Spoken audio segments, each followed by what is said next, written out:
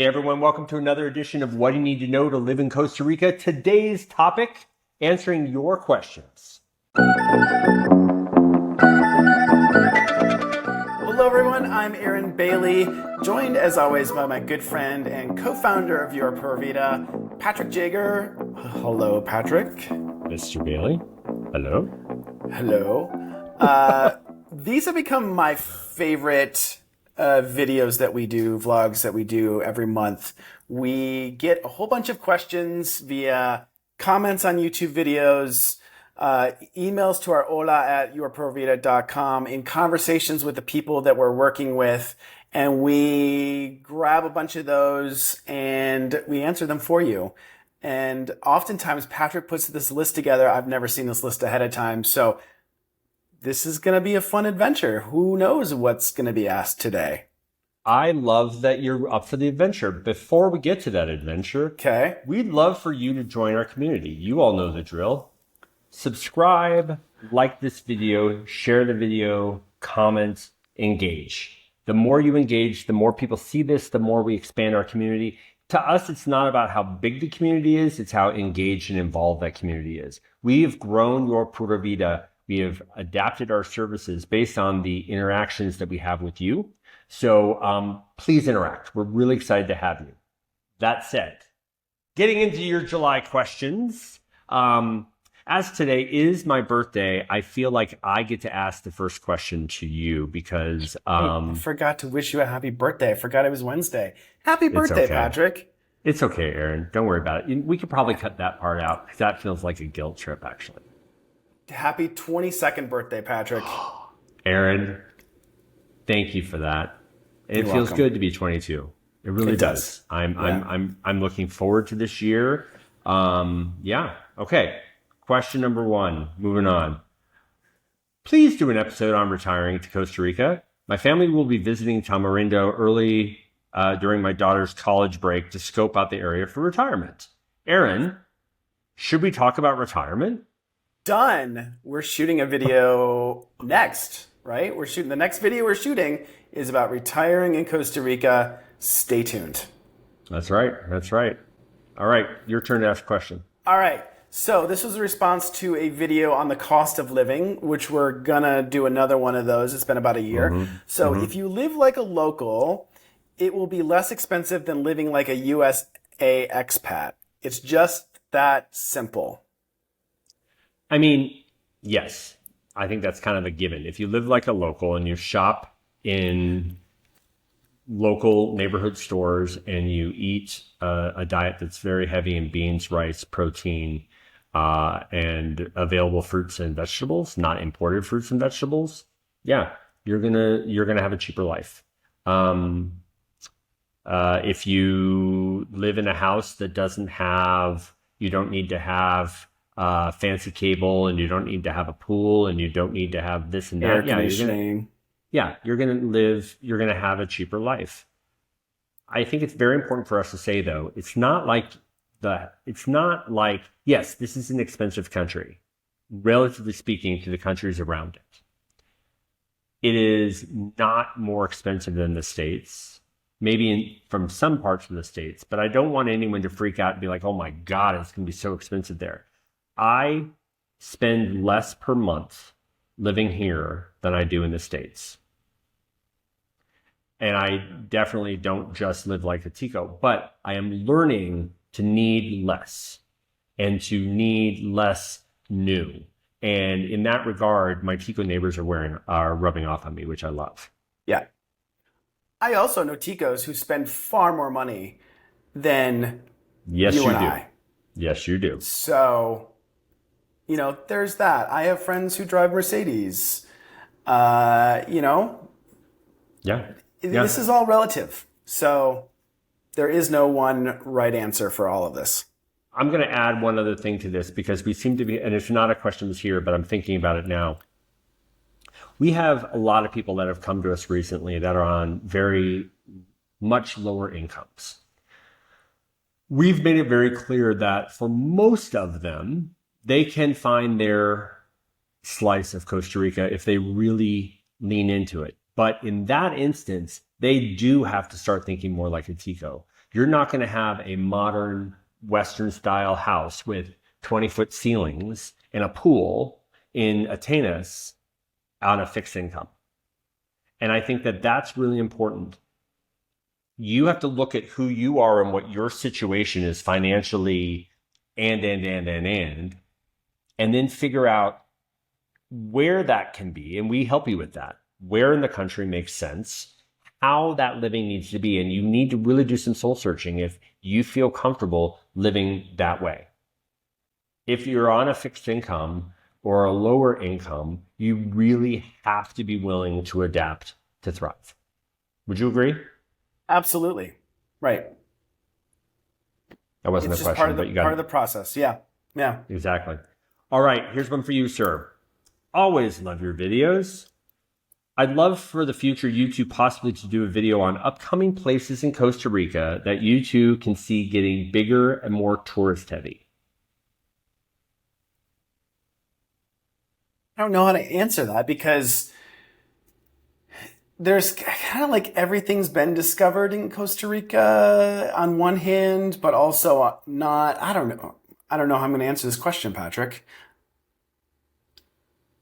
I think there's a thing to know, which is like, there are beach towns that are getting saturated, so they're starting to move out. Sure. Like you have your town, Bajuco, is a small town. Your beach town is a small town, but you're getting a massive new build in a town that has very limited water supply anyway. You're getting a massive new build just down the coast from you, because there's land, and it's geographically in between Jaco and Manuel Antonio. So it feels like a good in-between place. So I think my answer would be those in-between places are going to start to fill out. I would say mostly, the things that I'm seeing are Southern Pacific, Osa Peninsula. There's a lot of development going in and down there, and Nicoya Peninsula. There's a lot going on there as well. Guanacaste in many ways is Guanacaste. There's not much more you can do. Right. You can just build in between, but it's going to stay pretty much what it is. Exactly. Yeah. So, yeah, there aren't that many places that are not yet discovered. I think we also are a little jaded on this because I think both of us would say we don't want to be in those areas. So there's kind of almost a reason we know that they're there, but we don't go there anyway. Like I've been to Tamarindo. I have a lot of friends that love Tamarindo. I don't want to be in a tourist town. Yeah. No, me either. Anyway, okay, what's next? All right. Costa Rica is not a third world country. There's a place between first and third, second. Costa Rica is certainly not a developed country, nor an underdeveloped country. It's a developing country. Yeah, I think the last point is correct. So this was a comment on one of our videos. If the comment is based because we somehow implied that this is a third world country, which I'm surprised if we did. But let's just clarify. We do not believe this is a third world country, nor is it a second world country. Second world, by definition, is the former Soviet bloc.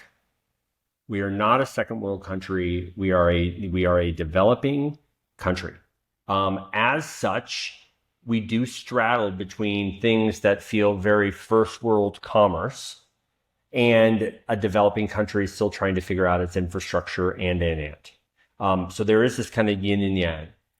When people come here from a Western country, they often say it's so provincial or it's so antiquated. That might make someone feel that we're saying that it's a third world country. I don't think most people mean it that way.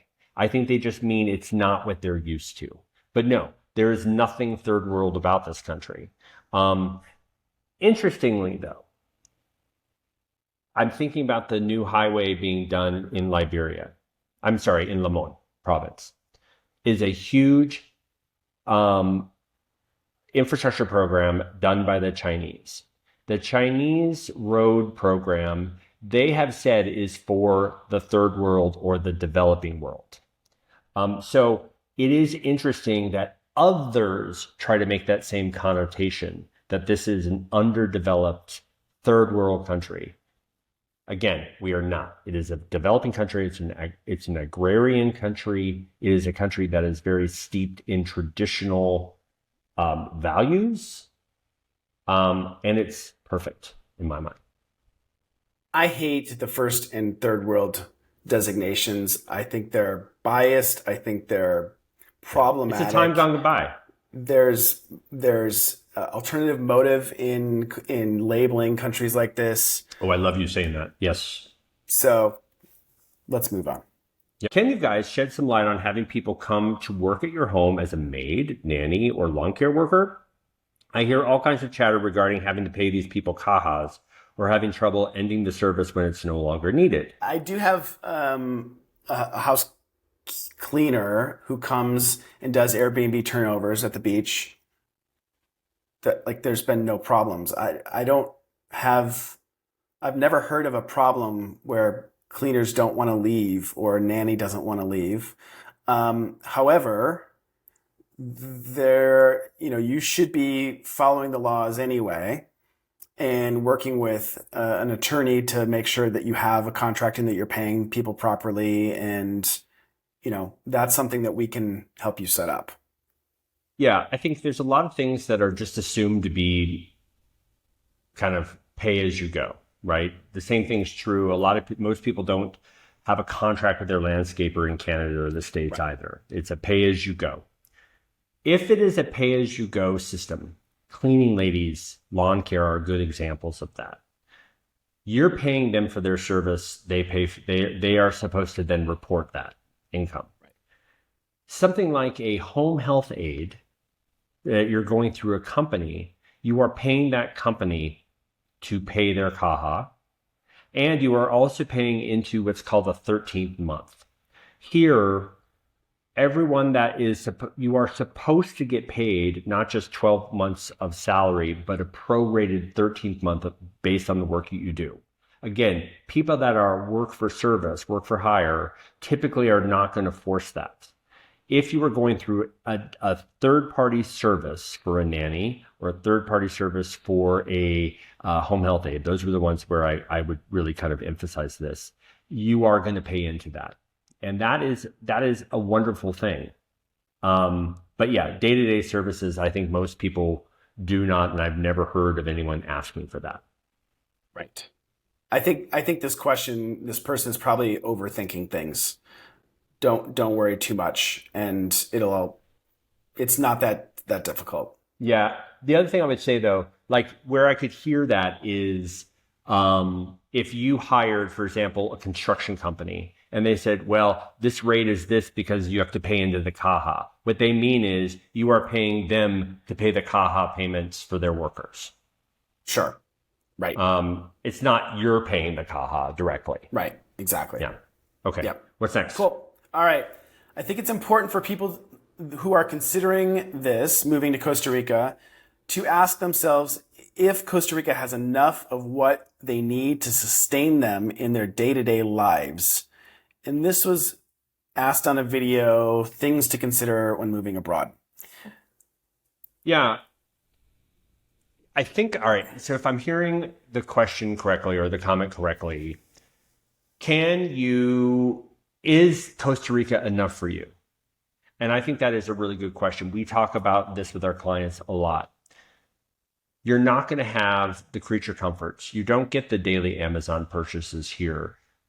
You can't run to Target or IKEA. They don't exist here. You are not going to find the same selection at Crate and Barrel as you do in the States, and it's more expensive. You're not going to get you're not going to get NBC feed because you want to watch the new show tomorrow night. It is a different way of living, and not everyone wants that. We right now are talking to so many people that are trying to move down. Last week, we saw 4 or 5 times the number of calls that we normally do in a week. And a lot of them are we talk about pulling a geographic. They want to move because they're not comfortable with where they are, but they kind of just want to keep the same life that they have. And we very much advise against that for the reason of this topic. Do you have enough to sustain your day-to-day? Is it enough like what you need, or are you comfortable changing things up?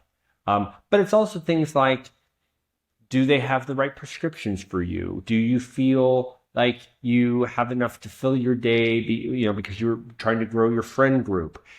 Everyone's different. Some people want to just go somewhere and isolate. Others want to be really active. That's going to help us determine where in the country you live and who we Right. introduce you to. Right. This is a hard question. This is. Yeah. We have a And lot we of could good probably do a questions. whole new video on this, but yes, some Yeah. good questions today. Okay, this guy has 2 questions. Okay. Other than being able to access CAJA, are there any advantages to obtaining residency? If I recall correctly from previous videos, you were able to buy homes and a car without being a resident. And I'm struggling to see the advantages. 2 things besides having access to La Caja. One, you don't have to leave every 6 months. You can chill and not have to leave the country and come back. And the stress overall of doing that and coming back to the country, going through immigration, you never know what they're going to stamp you with. Almost always it's 180 days, but I get anxious sometimes going back through immigration because you never know. They could say, no, you're not allowed in. And 2, the big one is once you've received that residency, you can import a shipping container and cars import customs free. Not that many people take advantage of it. It's still pretty costly to bring those, to have everything shipped down, but it is a pretty big advantage. There's a couple others though too. So until you have residency in one of the categories, you have to drive with a passport. Once you have residency, you can get a Costa Rican driver's license. It might sound silly, but do you really want to have to be carrying your passport with you at all times? It's not that smart to do. Good point. Yep. Another thing for me is that when you're a resident, you are truly participating in this country. We talk a lot. You and I both have a bully pulpit moment when people talk about illegal immigration. If you are here long term on a tourist visa and you're doing border runs as your way to skirt the rules, you are an illegal immigrant in this country. You're skirting the rules of the country. If you truly want to live somewhere, participate in the system, pay your taxes, pay into CAJA. Otherwise, you're kind of just mooching. Yeah. And that, I think, for both of us is kind of a no-no. That's true. That's true.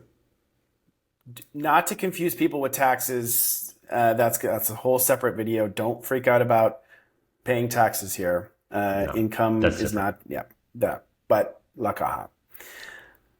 Okay, here's the second question. Have either of you experienced a football, aka soccer match there? If so, how was the experience? I never have, and I'm trying to go, and none of my friends like football, and I'm going to have to just go by myself. I live... Wait. What? I told you I would go. Yeah, I'm sorry, my Tico friends. My Tico friends don't like football. I live 5 minutes from the National Stadium. I hear the games. I've never been. You've never been either, right? No. We are going to a concert next month. We won't say what, but yeah, we've been to the National Stadium, just not for soccer. But I've never been inside. I've never been inside the National Stadium. It's Chinese built, another Chinese project. Thank you, China. Okay, moving on. What's the next question? All right. Do you guys still vote in the United States? If so, how? I plan to fly back in November to vote because I don't know of a more efficient way to do so. If you know of a cheaper way for me to vote, I'd appreciate the advice. How are you voting, Patrick? I am voting in Colorado because I go back enough that I will be there while my ballot's there, and I will do an early write-in ballot. When I lived in Austria, I voted. I would go to the consul and vote. I know that the last election, the Democrats Abroad, which is the group that actually puts together one of the groups that put together international voting had a polling station here in Atenas, so that expats from this part of Costa Rica could come and vote. So there's a lot of different ways to vote. You can get on the embassy website, and it will give you a list of all the ways that you can vote locally. You do. I don't believe it is possible to purely vote electronically without having to go somewhere and do a paper ballot, because you have to sign for that. You have to vouch that it is you. Votefromabroad.org. We'll link down below in the description. Walks you through every single way you can vote. I don't believe you can vote at the embassy anymore. That's an old school thing that they no longer offer. Yeah, it's easy. Absentee ballot, essentially. They'll mail it to you. You mail it back. Yeah. Have you voted abroad yet? I have not. I've always been in the U.S. around the time of voting. So yeah, same. Anyone that has voted a different way than we've talked about, or if anything was incorrect in what we just said with any of these questions, quite frankly, put it in the comments. We're not above saying, we're wrong. It rarely happens. I'm depends. kidding. All right. Last question. This is we're going to call this our oddball question of the month. Yes. Okay, here we go. We got a very lengthy email. And I am distilling that email down into about a sentence and a half. We're excited to move. We love the beach. Deathly afraid of bugs and don't like heat. Can't wait to meet you. And they've never been here before. So yeah, come for a scouting trip.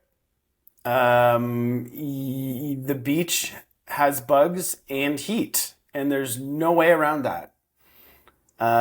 If you don't like the heat, you should be looking at Alaska, Washington. That's funny. Canada.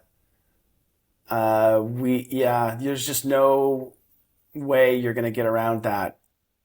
The bugs, I don't find problematic here in Costa Rica versus Michigan, where I grew up, where I hated the bugs. Here, they just kind of tend to themselves. They're not so bad. I live in a forest, a jungly forest with water, and we have a lot of bugs. There are over 100 types of termites. Did you know that? And we have like 25 that want to invade our house at any given time. If you don't like bugs, Costa Rica is not a good place. If you're deathly afraid of bugs, Costa Rica is not a place for you. If you want to embrace a better understanding and acceptance of bugs, Costa Rica is great. I don't find them bothersome either. It's nature. I mean, you're moving here for nature. Cool. Yeah, to your point, you're not going to find cool at the beach, just full stop. If you're in Monteverde, if you're in the mountains up, Cartago or up that way, it's much, much cooler. You're still going to have days that are in the 80s in most of those communities, not very often. But if the 70s are a problem for you, if the high 70s are a problem for you, it's probably, to your point, Aaron, not the right country for you. Right. Sorry. What a buzzkill way to end. Thanks a lot, Aaron. Still. Sorry, people. So yes, Patrick, if people are watching this video and wondering what the heck is going on after that really sad last little bit about bugs and heat and would like to talk some more, they should email us at hola@yourpuravida.com. We will listen to you hate the heat and bugs and tell you maybe Costa Rica is not the right place for you, but if it is the right place for you, we'll help you figure all of that out. Shoot us a comment on this video. Let us know what other questions you have for future videos for August. And, go to our website, www.yourpuravida.com/links, has a bunch of resources, all of our blogs, all of our vlogs, Lots of fun things there. We have to end this on a better note, Patrick. Here's the better note. Okay. We created Your Pura Vida because we wanted to have a community of people that really want to take their dream and turn it into a reality and find a way to thrive in something new and different than they're used to. This isn't a place for everyone. I think we've made that very clear from our answers, but it might be the right place for you. It definitely has become the right place for us. That doesn't mean we don't wake up some moments going, what the hell have we done? But overall, if you want a calmer, more tranquilo, pura vida lifestyle, we'd love to talk with you. We built this community to be like-minded, and we'd love to hear from you. And yeah, give us some questions. Give us some real oddball questions. We've gotten a couple weeks, months now with kind of a softball oddball question. I want to get one from someone that's like, that is the weirdest question ever, and I can't wait to answer it. We're not there yet. I will buy lunch for anyone who can ask a really good oddball question. Oh, that's good. I will go to said lunch and talk to you about your oddball question. And buy Patrick lunch and eat Aaron's lunch anyway. Yeah, okay. I love this idea. All right. That is how we end on a high. And with that, Mr. Bailey, until you pay for our lunch, Pura Vida. Pura vida.